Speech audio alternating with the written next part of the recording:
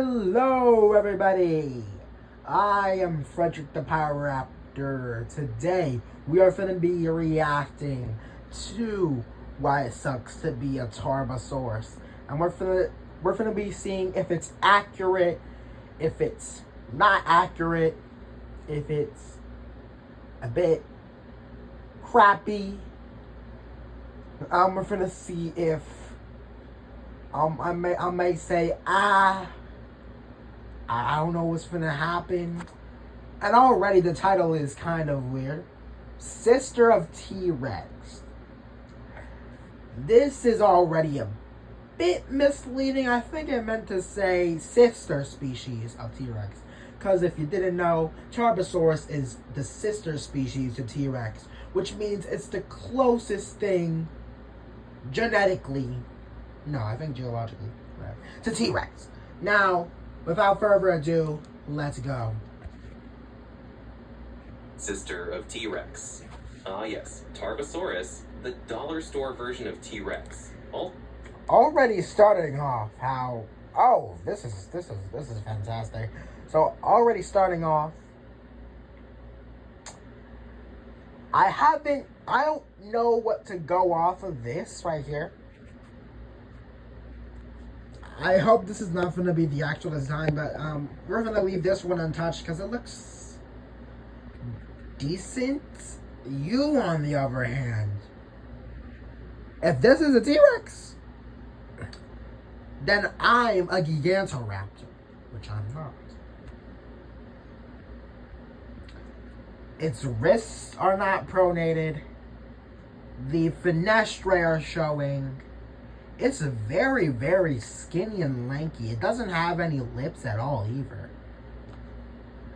And what are those feet? Those are atrocious. Not even an Atrociraptor can steal that atrocity.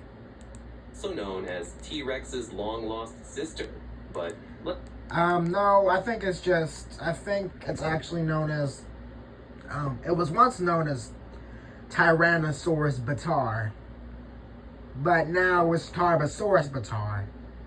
And I think you mean, what on earth did I just do? I'm so sorry. I made it orange. Oh no. Has it been orange? Oh, there we go. Sorry. Let's just keep going. Let's be honest, more like the ignored middle sibling that no one invites to family reunions. You and T-Rex are so close in DNA that you might as well be twins separated at birth. Also, who are you referring to as you? Because I am not a Tarbosaurus, first of all. Both are massive apex predators, and both that massive is Tarbosaurus was actually kind of small compared to T-Rex. It was 5 tons, I believe. And also, we're already starting very inaccurate with these T-Rexes with just jacked arms. Now, this is actually kind of contradicting, because Tarbosaurus actually had the shortest arms out of any Tyrannosaurid, which is already kind of adding insult to injury, because Tyrannosaurs actually had shorter forelimbs than, let's say, Allosaurids or Spinosaurids. Belong to the Tyrannosaur family. Actually, and also this Tyrannosaur family is actually called Tyrannosauridae. But here's the problem. T-Rex got the fame, the movies, the action figures, and the entire pop culture throne. So, yeah, being T-Rex's sister should make you cool, but instead, it just makes you the overshadowed sibling in the dino family tree. Not really. Tarbosaurus actually had a lot of media portrayals. I'm sorry. I gotta try.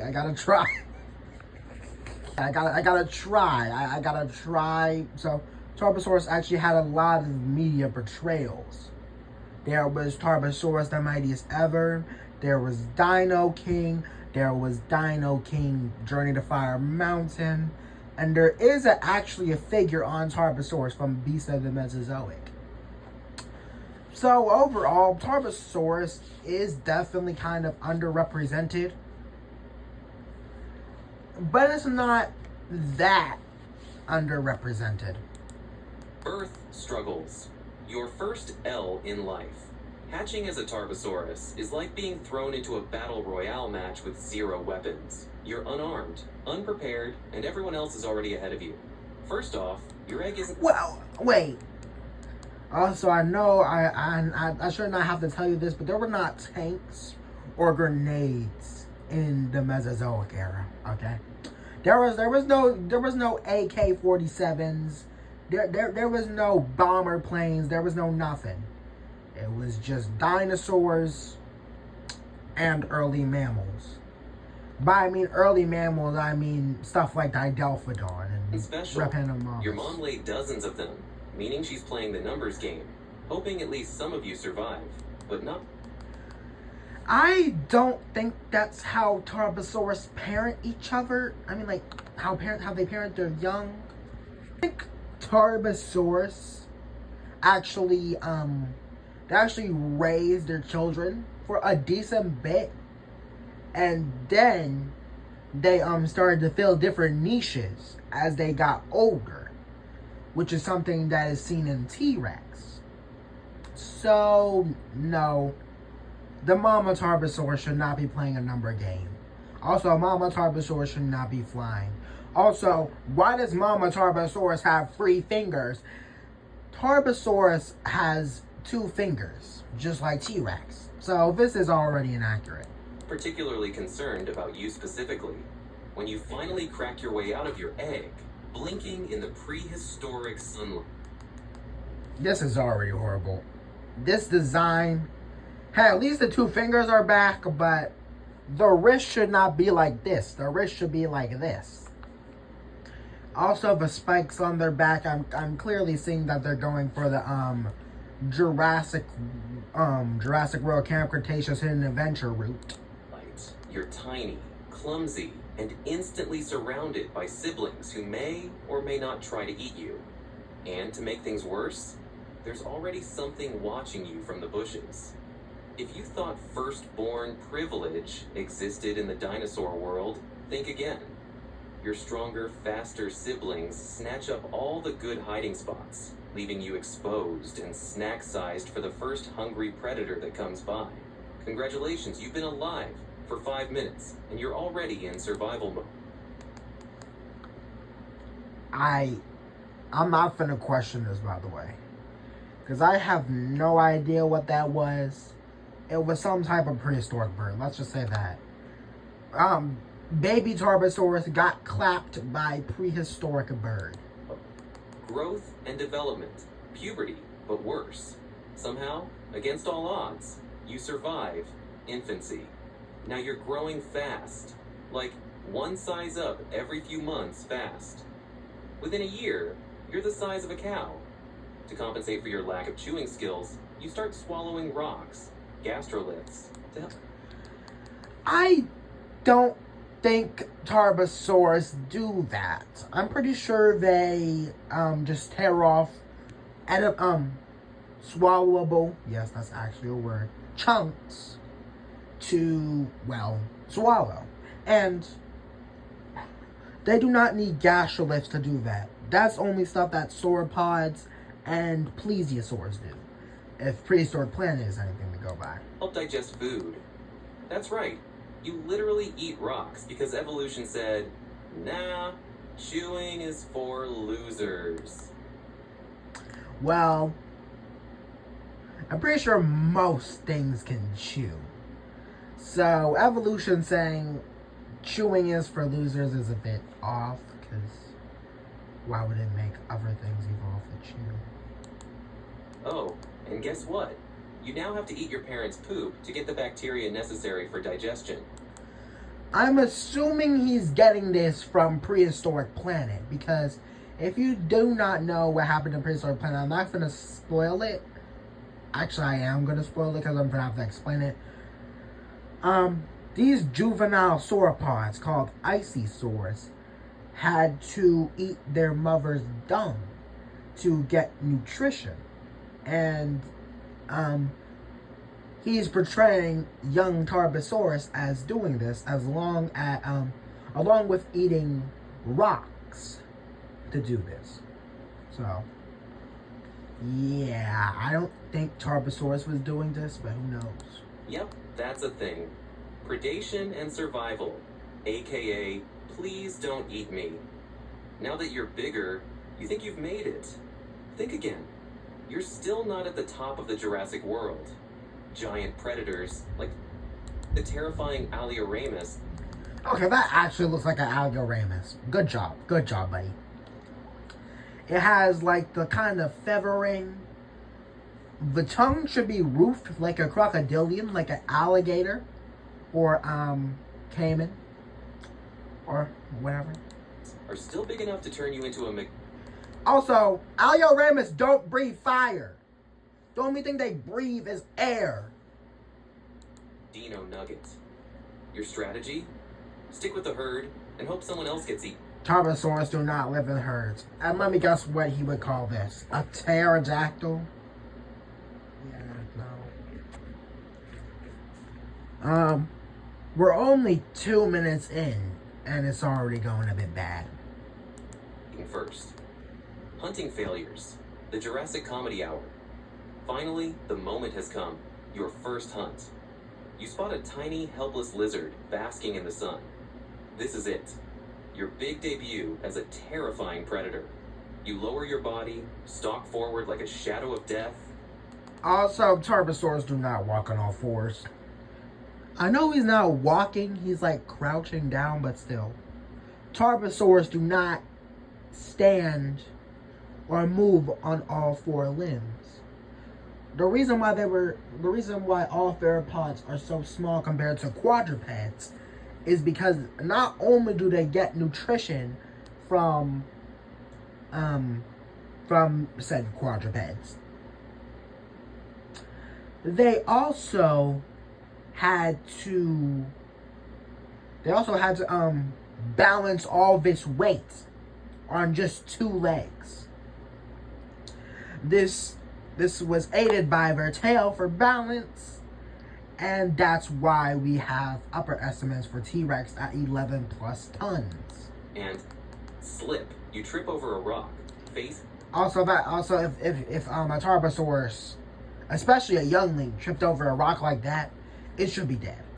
Plant into the dirt, and the lizard just walks away. But hey, at least that wasn't in front of other dinosaurs, right? Oh wait, it totally was. I don't think a hedgehog and a crocodile is a dinosaur, by the way. A herd of hadrosaurs nearby? Also, Alioramus is not a hadrosaur. It's a tyrannosaurid as well.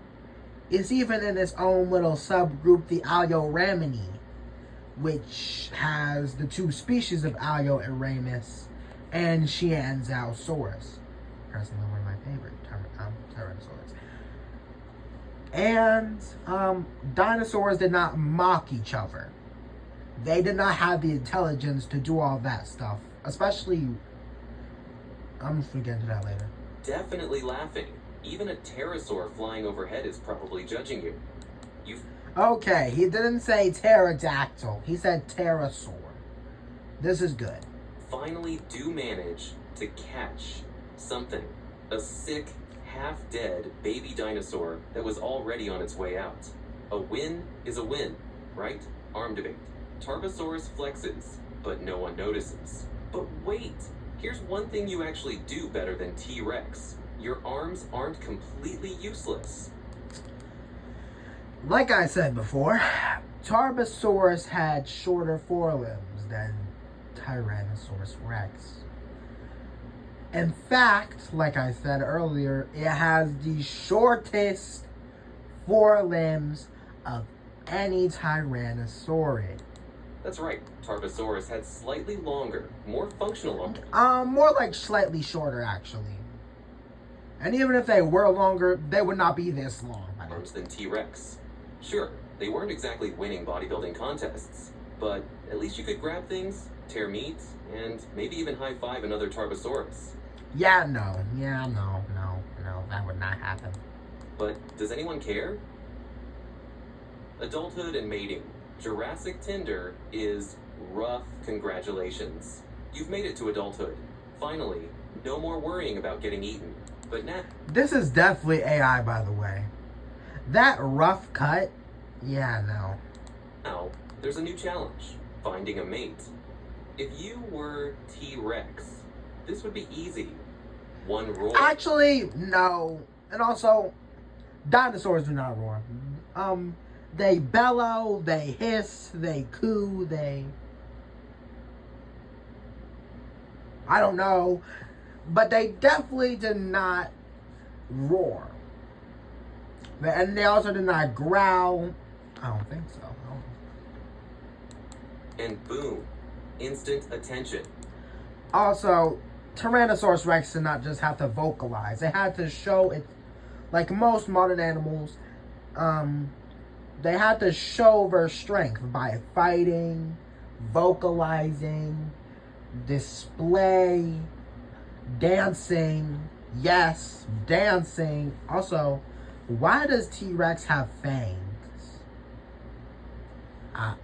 Also, where did its arms go? But you actually have to try. You strut around, showing off your slightly above average arms, which are still unimpressive. But hey, better than T-Rex's noodles.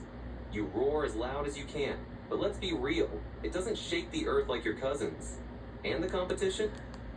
If a Tyrannosaur were to bellow, it would surely travel. But to shake the earth? No vocalization shakes the earth. Last time I checked. Brutal. Other Tarbosaurus males are bigger, meaner, and covered in battle scars. You? Just hoping someone notices your personality. If you do find a female, prepare for a gladiator match. One wrong move, and you're limping away, missing a tail chunk. Win the fight? That is something that actually happens, because, just remember Y-Rex. Just remember that poor. Wait, what's that? Let's just move on. Great. But romance in the Cretaceous isn't cute. If your mate gets annoyed, she might take a bite out of your face. And if all goes... No, I don't think... Yeah, also, dinosaurs do not show that many complex emotions like sadness, anger, annoyance. Yeah, I don't think that happened. No. Well, congrats. You're now a dad. To hatchlings that probably won't survive, now you're a proud parent. Except, this is the Cretaceous. And parenting is basically a numbers game. This dude pausers longer than me. He could just be like, oh, no, like, get out of here, man. You don't have time for gentle nurturing or bedtime stories. You do what every respectable Tarbosaurus does. Lay a bunch of eggs, bury them, and hope for the best. Seriously, good luck. That's what sauropods do, actually. Kids, since you laid dozens of eggs, you know for a fact that at least half of them are already on some hungry velociraptor's lunch menu. If this is a velociraptor... Oh, gosh. Velociraptor had feathers and was not scaly. The only parts where it was scaly was its feet and its snout. Do you feel bad? Not really. This is just how things work. If any of your offspring actually survive long enough to grow up, you probably won't even recognize them. You might even accidentally eat one without real... That is a good point. A lot of animals today cannibalize each other and their young. Why not Tarbosaurus? Lies again. Life as a fully grown adult. The meh phase. By age 40, you've reached your final form, about 40 feet long and as heavy as a bus. You should be at your prime, but guess what? Life is just kinda boring now. Basically, you've become a cranky old dinosaur. Death, the inevitable end. One day, After decades of dodging predators, surviving hunger, you finally stopped moving. Maybe you got sick. Maybe your old bones just gave out. Or maybe, in the ultimate stroke of irony, you got struck by lightning because you were just... I don't think dinosaurs got struck by lightning. I mean, it could have happened, but just not as, that tall. Your body collapses onto the ground, becoming part of the fossil record, where, if you're lucky, some future paleontologist will dig you up and mistakenly call you a T-Rex. So, this is the end of the video. If y'all want to, like and subscribe. If you don't, it's okay. And if you want me to react to more of this, you can tell me in the comments, or I can just react to it myself. Depends on how this video does. So, this is Frederick the Power Raptor going extinct for now.